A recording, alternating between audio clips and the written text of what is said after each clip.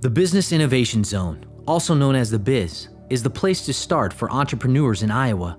The Biz helps entrepreneurs and startup companies focus on idea development, business models, strategy, market validation, mentoring, and networking. We also help clients connect with qualified community and state resources needed to grow their business. Throughout the year, we provide a number of networking opportunities with experienced entrepreneurs and business leaders by offering monthly luncheons and all-day seminars on marketing and finance. You can learn more about the Biz at bizci.org.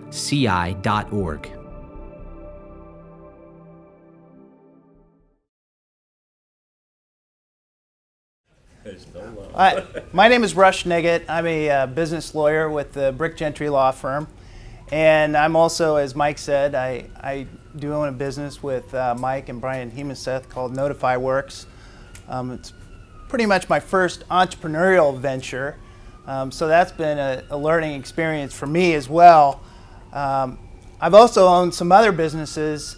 I owned a real estate firm with my father and one of my best friends, and I've been involved in a few other businesses as well.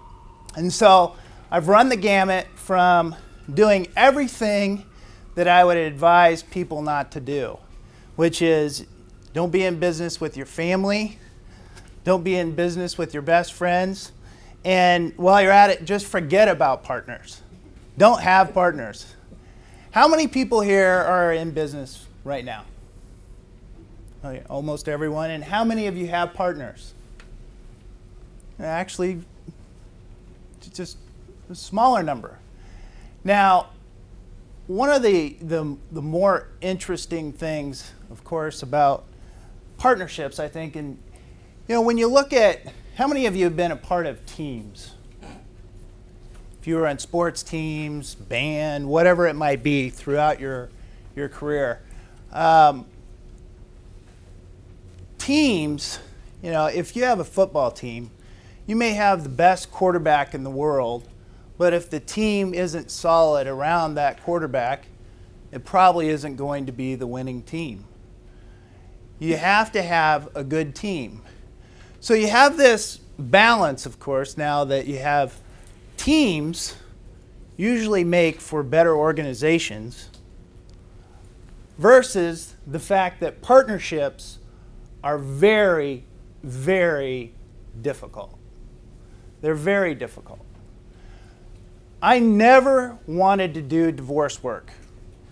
I started doing trial work and never wanted to be a divorce lawyer. Had a few divorce cases and thought, my goodness, this is not what I want to do. But lo and behold, I more or less became a divorce lawyer as a business lawyer. I probably handle, it's really fun when somebody comes in and they're starting up a business and everyone is happy and they're excited. That's fun. The other side of it, not so fun. I've been a part of any number of breakups with close family members, best friends, and even just acquaintances that got together, ended up becoming friends. And it's always, always hard. It's always hard. And it's very expensive. And sometimes the business even goes out of business. So when you're looking at partners, choose wisely. How many of you have watched Indiana Jones movies? I'm an Indiana Jones fan. In the Last Crusade, he goes in and he's going to choose the cup, right? And the old knight tells him to choose wisely. Okay. And of course, the cup is the carpenter's cup. It's not all the fancy cups, not all the bright gold goblets that look so nice with the jewels on them. It's the carpenter's cup. And it's a lot the same way with partners. Okay, there are a lot of people out there that you may be thinking about partnering with, or may come along, and they may be that fancy cup. They may look really good on the surface, and they have all the attributes that you think, man, this person is really something special. I want to be their partner. But this is one of the number one things that I've found, is that people are good starters, but they're lousy finishers. The execution is the hard part. Getting started is usually the easy part. And somewhere along that line, people get bogged down, they miss the deadlines that you're dealing with, they procrastinate, they have excuses, and all of a sudden, the partnership starts to disintegrate. I had a partnership with 2 other lawyers. We were very young. We had all been out in practice about 5 years. And when we first started out, everybody was on the same page. But sooner or later, one of us kind of got off that page. And it was really, really difficult to work through those issues, even with lawyers. And we had agreements and all the things that you would have wanted to protect yourself if you were in a partnership, but it didn't matter, because it became very difficult when that one person decided, you know what, I'm just not going to work as much as everyone else. Yet, I still expect to be paid as if I'm working as hard as everyone else. And that's what tends to happen in situations that I've seen. You have people who, their expectations are one thing when they enter into it, and they always expect that the partners are going to be good, they're going to do everything they can to move the business forward, and sooner or later, something happens along the way. There's a disconnect. As I said, you need to be very careful about choosing your partners. Be very wary about going into business with family. Typically, in publicly held companies or larger companies, you very rarely see the family business. If you have a family business, usually if there's only minimal overlap between that family relationship and the business relationship, you can have a healthy situation. But when there's too much overlap, it's very, very difficult to keep the business together, or maybe more importantly, keep your family together. I've had a couple situations where there was a second generation business that I represented. I represented the son. And there was also a daughter who was the owner in the business. And their father had started the business and run it for 40 plus years. And then the kids took over the business, and they were doing just fine. Everything was smooth. And then the daughter got married. Okay? And the husband, he was difficult. He was really difficult for the son to deal with. And sooner or later, that business disintegrated. They had an excellent business. I mean, making a lot of money, year after year after year. And they had buy-sell agreements, but they weren't signed.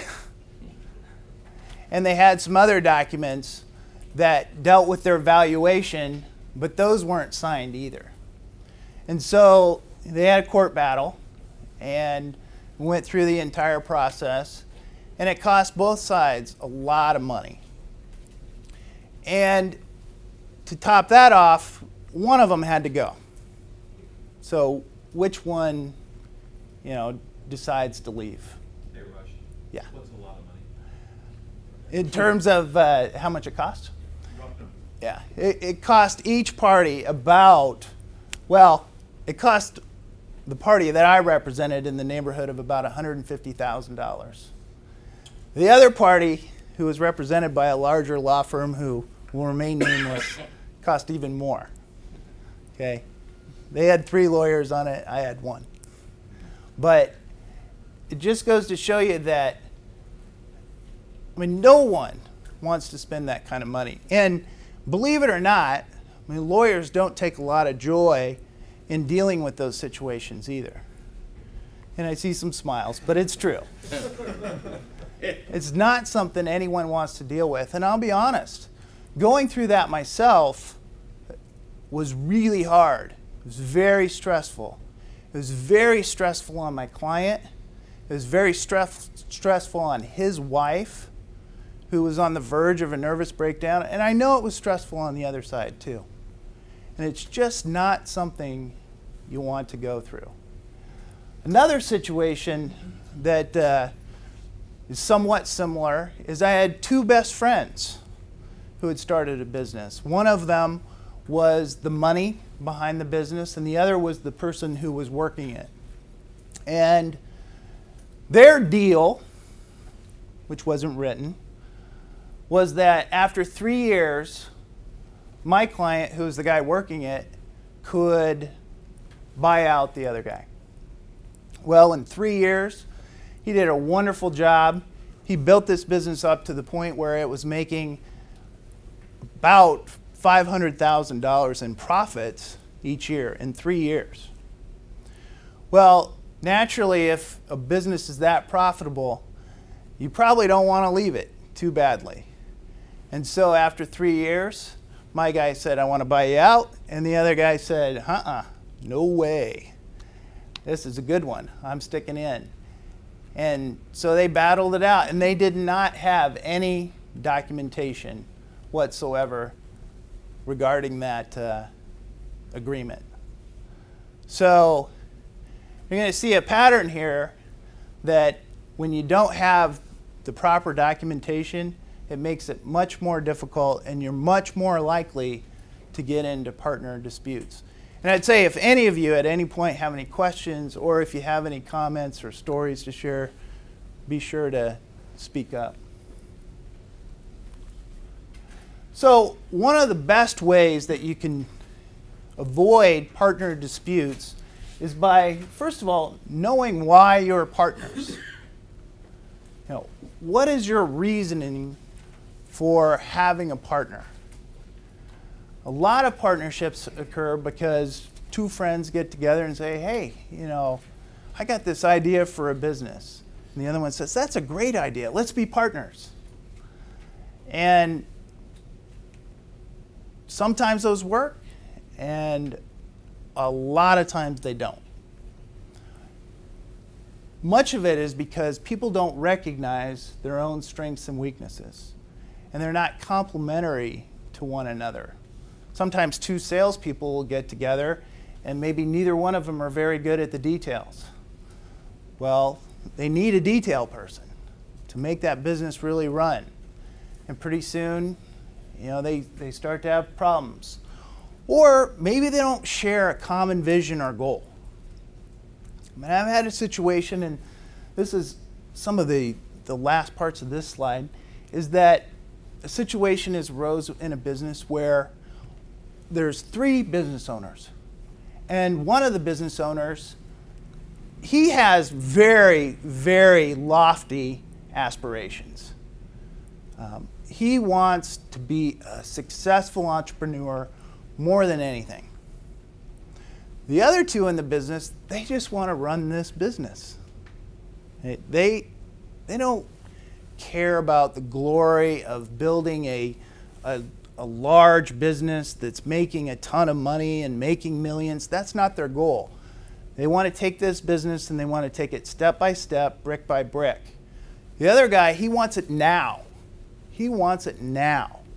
And so what's happening is that he's starting to find other opportunities that will come up, and he wants to take advantage of those opportunities. But it's to the detriment of his partners.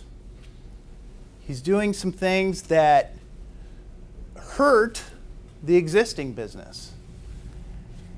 Now, they have an agreement And that agreement has really been helpful in controlling what this let's say the lofty partner, in controlling him to the point where he can't harm their business too much. But I've seen it elsewhere where someone has taken all the employees of a business and run off with them and formed a new business that took all the customers of that existing business. And those are the types of things that happen in those situations. And it's really, I guess it's unusual to me, especially when people are partners. You would think that everyone would be respectful of the other partner. But it just doesn't occur. And if there's one thing I would say, if you're in a partnership, it's to be respectful of the others. Think of the team, think of the organization, as opposed to always thinking of your own goals and your own aspirations. It's really basic. It goes back to when we were on sports teams in junior high and high school. But it's so, so important. On the shared common vision and goal, I've seen it happen a number of times where when the company started, the vision is kind of vague. And so there's some things that are shared, and the company started based on that. But over time, different partners, they're trying to continue to have a shared vision, but they diverge in different ways. Have you seen any things that help to resolve that situation or to prevent it from getting to where it splits the company? Well, especially, yeah. The question is, when you have partners that have divergent goals, what do you do to either help with that situation and make sure that the company doesn't break apart? One of the best things, obviously, is to have a buy-sell agreement that we're going to talk about, because that will enable, if one of the partners decides, my goals have diverged to the point that I want to leave, that will help everyone understand and deal with how is the company going to be valued, how am I going to be bought out, how many years potentially is it going to take to receive payments, and all those types of things that come with that. So that's one thing. The other thing is just sitting down and communicating with your partners. One of the most uncomfortable meetings that I've ever been a part of was involving 3 partners, and 2 of the partners had common goals and one of them not as much. And what happened is that they talked it through, and I mean, they said some very pointed things that when you were the person in the room that wasn't a part of their group, you could just see the arrows, shooting across the table. But yet that conversation helped that group, that business, more than anything they've ever done. And they continue to be partners today. And I think they have a better understanding of each other because they had that. And where it really breaks down, where I really see it break down, is communication. Where people won't talk to one another. They won't go into the office or sit down with a person and visit with them and talk about the issues and the problems. And they won't discuss their frustrations. They won't share what's troubling with them. And it's not unlike a marriage that breaks up, where the husband and wife are no longer communicating. It's very, very similar. And Mike said, go ahead and share stories of of ours, our partnership. And one of the things I'll say about Mike is that he is not afraid to communicate. And he will tell you what he's thinking. But at least he does that. And so I know, when I'm maybe straying off the path, or maybe there are things that I've done that bother him, he'll tell me. He's told me. And it's been very helpful in that process. From an investor point of view, and we do have an investor back there, it's very hard to build a business on your own. And that's why people need investors. That's why they seek investors lots of times. They need money. They don't have money. They need money. Or they need some strategic partnership that is going to help them maybe with talents or aspects that they don't have. And so lots of times, though, the investors, they aren't looking so much at the business as much as they're looking at the team that's in place. And if you're a one-person business, obviously they're going to be looking right at you. If you have a team in place, they're really going to be scouring that management team. And they're going to be looking to see whether or not your team has complementary strengths.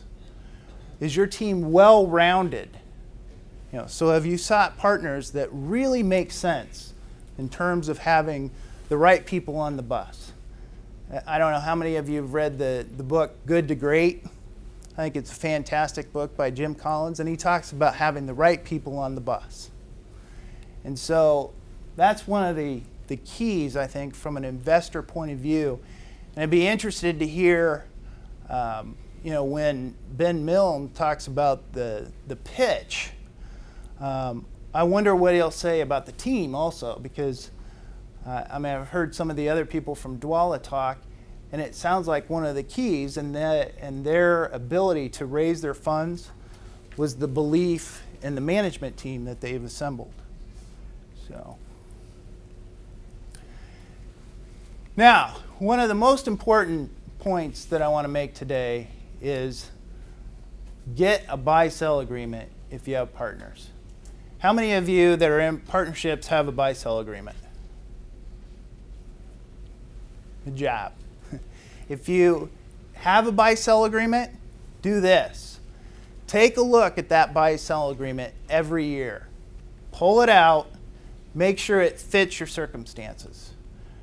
You'd be shocked to know that I've represented people who got into litigation where they didn't check their buy-sell for years and years and years. And then when it came time to buy one of the others out, they didn't even know what the darn thing meant in terms of the valuation and the formula that they had come up with. It had no application whatsoever to their business in its present day, and they couldn't even remember essentially what those terms meant. That it was so long ago that they had looked at it. Rush, if I may add, rather than just saying look at it annually, one time to look at it is if you do your audit or review, financial audit or review, when you have the numbers in front of you right by the tax time. Great advice. Evaluate it based on what your books tell you your business is worth today. Yep. Great advice. Could you repeat the comment? Oh, sure. Tej brought up that rather than saying just reviewing it annually, that when you're doing your audit or your financial review, that's a great time to review your buy-sell agreement to make sure that it's meeting your needs. So let's say we decide that it is not meeting our needs. Are there what kind of complications can arise when it comes to negotiating a new buy-sell agreement when you're maybe not prepared to do so?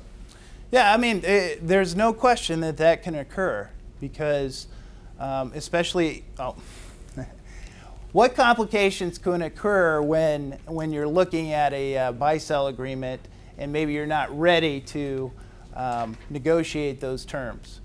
And there's no question that happens where partners will, maybe they're in a frame of mind that maybe they have questions or doubts about where the business is headed. Maybe they want to do something else. And now you get into this situation where you're negotiating the buy-sell, and that can lead to a business that breaks up, where partners leave in those situations. I've found, though, again, that communication is the key. And one of the things that I would stress is that the partners really need to communicate. It's really important that one partner not run to their lawyer and the other partner run to their lawyer and get the lawyers involved right away. I mean, I would say the partners need to sit down, they need to communicate. Maybe you get together with your accountant as well, who's really on top of your financial situation. That can be really helpful because lots of times I think the accountant can be the voice of reason. They can be the natural mediator in situations and really help balance maybe what are the realistic considerations versus maybe the emotional considerations that are going on at the time. So I've found that to be very helpful. And in this slide, and it is so true, I mean, this is absolutely 100% true. It's not a matter of if, but it's a matter of when your partnership will end. Because your partnership will end. One way or the other, it's going to end. It's like death and taxes. It's going to end. And I'm surprised, but it happens frequently, is that people on the front end, they want to save money. They file their articles of incorporation or form their LLC. Maybe they'll do some minutes up front, but they don't want to do that buy-sell agreement.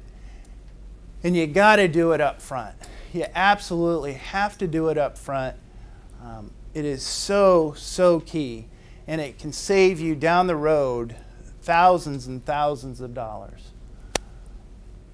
That buy-sell agreement, speaking of death and partnerships, does that usually include things like what happens if one of the partners passes away? Yep. Yes, it does. And we're going to go over some of the terms of the buy-sell. Jason, did you? Repeat the question. The question was, does the buy-sell cover questions regarding death and what happens to partners? And the answer is we're going to cover those as we visit right now. So in terms of an effective buy-sell, one of the first things that partners need to do, well, even before this, is number one, sit down. Talk about, well, number one, if you've formed a business, you're going to have that talk about percentages and who's going to own what. And sometimes that can be a very, very difficult discussion, because I'm going to tell you right now, don't be a minority owner. All right? Don't be a minority owner. If you take one thing away from this talk, don't be a minority owner. All right? Now, some of you may be minority owners. You mean don't be less than 50%? Right. Or don't be the person who is, if there's 4 people, Yeah. they're all 25% owners. Are they all minority owners? And you're saying don't ever do that? Yep, I would say don't ever do that. but chances are you're going to do that. Well, the question is, when you say minority owner, do you mean less than 50%? Or if you have 4 people who are all 25%, don't ever do that? And the answer is yes, don't ever do that. That's the reason why I did a cost-benefit analysis and just had my partners eliminated. It's cheaper in the long run. Hiring a stand. Exactly. Exactly. Now. I don't have any partners, so I'm just saying. Yeah. Oh, well, see, The guy that doesn't have partners can make jokes. Trip in the middle of the night. Okay. Which one do I take out first? Now, I said that, but you're going to do that, right? And maybe you already have. And I've done it in situations, okay? So, but usually, for the minority owners in a business, and even if you have, 4 people who are 25%, or maybe you have 7 people. I represent a business that has 7 shareholders. None of them even come close to owning a majority. And those are it's just very difficult situations. And how do you got to figure out how you're going to break the ties, so to speak. How are you going to manage that relationship? And, you have to take what I say with a grain of salt here when I say that you shouldn't do that. But I know that people will, but it is very difficult as you go along in most situations to manage it well. It's difficult to manage it well. Now, it can be done. The group that I'm telling you about that has 7 shareholders, they have no buy-sell agreement. They've been operating for more than a decade, and they violate every principle that I would tell you here today, and they've managed it well. But they are by far and away not the norm. The norm is what I've told you in the horror stories. That's the norm. And maybe you could say, well, he always just sees the bad. I can tell you that the norm are partnerships that go awry eventually.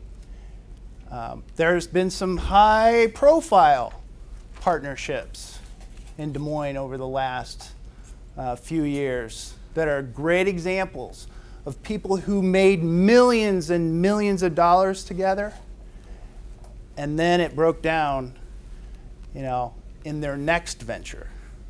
So I'm just throwing out the warnings.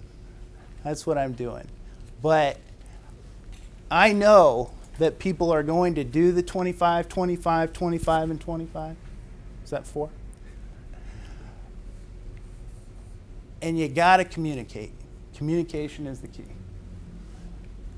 For your effective buy-sell, number one question is, how can the owners sell their ownership interest? Lots of times what people think initially when they're going to enter into a buy-sell is, okay, we have this agreement and now I can sell to anybody. If somebody comes along, I'll be able to sell. Well, that's typically not how buy-sells work. Generally, the other people in the business want to know how they can buy your interest first. So we'll talk about that in a second. And they want to make sure that any partners that they have coming in are people that they would accept. And I have seen very few situations where someone sold to a third party who wasn't in the business initially, and that person came in and then that business successfully went on down the road. So typically what we're talking about in buy-sell situations is that you are going to sell to your partners. And one of the keys is, how is that ownership interest valued? And this is a little bit different than the valuation of a company for investors. Usually what you want to do in this situation is, if possible, you want to come up with some formula that will value your business, and so when you're reading your agreement, that you already have that formula that you can plug in the numbers and easily make a transition.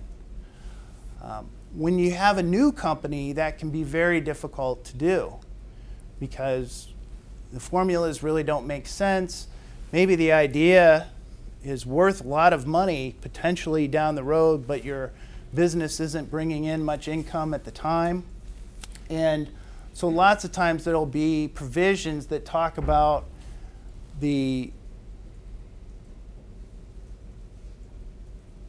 terms of an appraisal for the business. Now appraisals, on the other hand, though, can be very expensive. They can run easily $10,000 if you're going to have an accounting firm come in and appraise your business.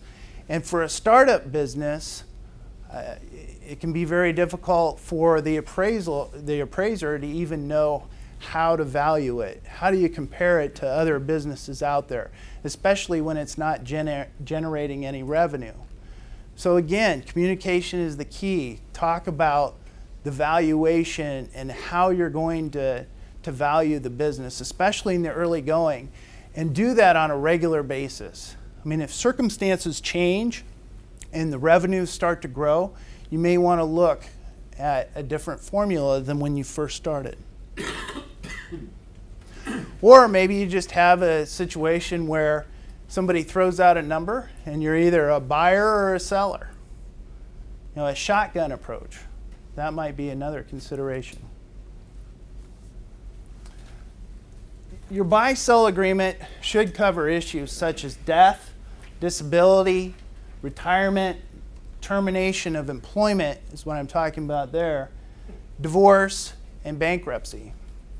And with divorce, one of the questions that recently came up with one of my clients is that, well, should you have the spouses sign the buy-sell agreement? And customarily, spouses don't sign buy-sell agreements, but it may be wise to have your spouse sign those buy-sell agreements. There have been cases, especially in some other states, that I've seen where if you have the wife or the husband sign, the non-business owner sign, and they acknowledge the terms of the buy-sell, it could help if a divorce occurs, where if the spouse didn't sign, the spouse might say, well, I didn't agree to any of those terms, and somehow nullify the buy-sell agreement. I'm not really aware of any cases in Iowa. How about you, Jason? No. Yeah. I'm not really aware of any cases in Iowa where that's been the case, but I've seen it in other states now. So, I mean, that's something that wouldn't hurt in most circumstances, so it is something to consider. We do it, as a matter of fact, if we get an owner in the community property state. So mandatory for us there. As Jason said, they in a community property state, they do have the spouse sign. What about, Go ahead. What about life insurance, like requiring a partner to have life insurance? That is something that is often a part of the buy-sell process. What about life insurance? Should you have life insurance with the buy-sell? And the answer is yes. That happens frequently, especially with businesses that, where someone might not be able to necessarily afford to buy someone out without the life insurance, or they just want to make it easier. Now, typically in those situations, you may have the business hold the life insurance policy on the partners in some form of a key man insurance, or you can have the partners hold it on each other. Often you want to talk with your accountant about what situation works best for your business. With regard to death, you need to account for that in your buy-sell, and typically in those situations what you're doing is if one of the partners dies, then the other partner or partners can buy their interest, and then the spouse in that situation, or that person's heirs, they do not become owners in the business, because Often you wouldn't want the spouse or the heirs to be a part of it. You may not be on the same page, and so that's a way for the existing partners to buy out that partner that has died. And disability is something that is often overlooked in buy-sell agreements, because if someone becomes disabled to the point where they cannot work and they can no longer contribute to the partnership, you want to be able to account for that. And lots of times what you'll do in that situation is you have a doctor that will sign off and say that that person is disabled to the point that they can't work, because you don't want to get in the situation where the partner says, well, I can work, and then you get a dispute. So you'll write it in there saying that a physician will certify that that person is disabled. And of course, retirement, what happens if someone wants to retire? Termination of employment is a big deal, because in certain situations you'll have, especially in minority owner situations, you may have the majority owner that says, you know what, your employment has been terminated. And the minority owner then remains an owner in the business even though their employment has been terminated. And that can cause some real problems going forward. So that's something that you may want to consider having in there, and how you're going to deal with that. If someone is terminated from their employment, does it automatically trigger a buy-sell situation, or is it that they're going to stay in the business as an owner? And it varies. I mean, some people do it each way. Creditors, this is critical, because even the most sound business owners who have high net worths run into trouble. And I've seen it time and time again where the buy-sell did not properly account, or they didn't have a buy-sell that accounted for the fact that one of the business owners went into bankruptcy or had problems with creditors. I represented a gentleman that he did very, very well for himself, but some unfortunate circumstances occurred and a lawsuit happened, and he ended up owing a substantial sum of money in the millions of dollars, and it really created havoc for their business, and they had no way for the other owners of that business to come back and buy out his interest to account for all his creditor problems. So deal with bankruptcy, deal with if someone is attaching to property and those types of things in your buy-sell. Right of first refusal, I think this is a key. I mean, if you're an owner in a business, you want the right of first refusal. You want to be that person that has the opportunity to buy out the other owner. Well, if I'm a majority owner, though, I may not necessarily want a right of first refusal for my minority owners who possibly can't afford to buy out my interest